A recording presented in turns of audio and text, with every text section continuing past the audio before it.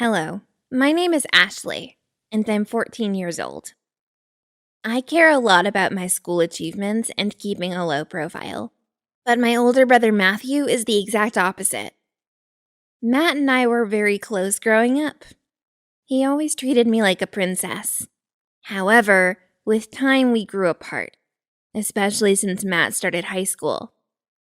He changed a lot. He started hanging out with the wrong crowd and dating random girls that always got him in trouble. On top of that, he smoked and drank alcohol with his cool friends. But that's all I knew about his crazy lifestyle, which I was sure there was more to. Because of his life choices that I didn't approve of, it was hard for us to get along anymore.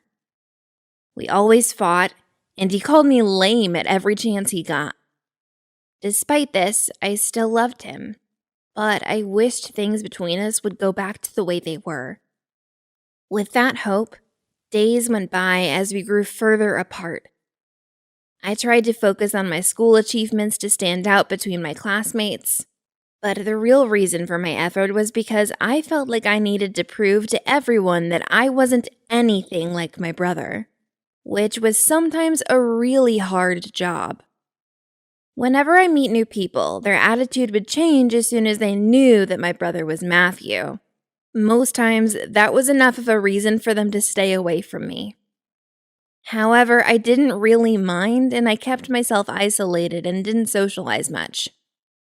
Until one day, my brother's bad choices somehow managed to ruin my life. It started as a normal day. I got up in the morning, had breakfast with the rest of my family, and went up to get ready for school while Mom made us sandwiches. I arrived at school and was excited for my first class of the day, which was biology. Miss Andrews was one of my favorite teachers at school, and I always tried to impress her with maintaining an excellent performance at her class. Typically, Mrs. Andrews would check our homework, which of course I didn't mind because I was always prepared. I opened my backpack and looked for my notebook. Something felt different. The bag smelled funny, and my stuff was not in there. I started taking out the things in the bag as I was realizing that this bag was not mine. It was Matthew's stinky bag. Ugh! How didn't I notice that I was carrying his bag? My mom's idea of getting us both the same black bag she found on sale has definitely proven its failure. With all these thoughts going through my head, I didn't notice that everyone was staring at me. They all looked shocked as if they saw a ghost. I started thinking how I shouldn't have made a scene by taking out all of the stuff from the bag, but it seems like they were already overreacting to what happened. I looked at Mrs. Andrews, hoping that she'll say something to take the attention away from me, but instead she looked horrified as she was staring at my desk. That moment, I understood that something was terribly wrong. I looked at my desk where I had piled all the stuff from the bag, and on top of them, there was a stash of white pills that were divided into small transparent plastic bags. My heart started beating fast, and I couldn't move my body. This was Matthew's. And now everyone's thinking that I'm carrying drugs around. Shortly after, I was sent to the principal's office, obviously. The principal asked me if the drugs were mine. With a shaking voice, I answered yes. I don't know why I took the blame, but I couldn't bring myself to tell on my brother. The principal looked disappointed and said, "Turns out you're just as bad as your brother." My parents arrived within a few minutes, and after they spent 2 hours in the principal's office, they got out, looked at me in a way that I'll never forget, and my mom said, "You got expelled from school. Bravo, Ashley. We're proud of you."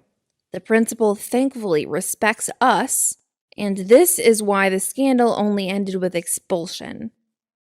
During the ride home, my parents were very angry. They kept screaming at me and blaming me for becoming one of those. They said they had always thought of me as the good child, but now I proved that wrong. I think my parents were never as angry in their whole life. They said I was their hope, and now I ruined their reputation in the town, too. And they wish they could know what they did wrong raising me and Matthew. They didn't stop listing all the reasons in the world to be disappointed. I was heartbroken, but said nothing. As soon as we got home, I had only one thing in my mind. I rushed into Matt's room, fuming with anger at him. I slammed the door shut after I entered and simply started to cry and shout at him for putting me in this position. I explained to him that I took the blame on myself because everyone was giving him a last chance to behave, and I didn't want him to lose everything.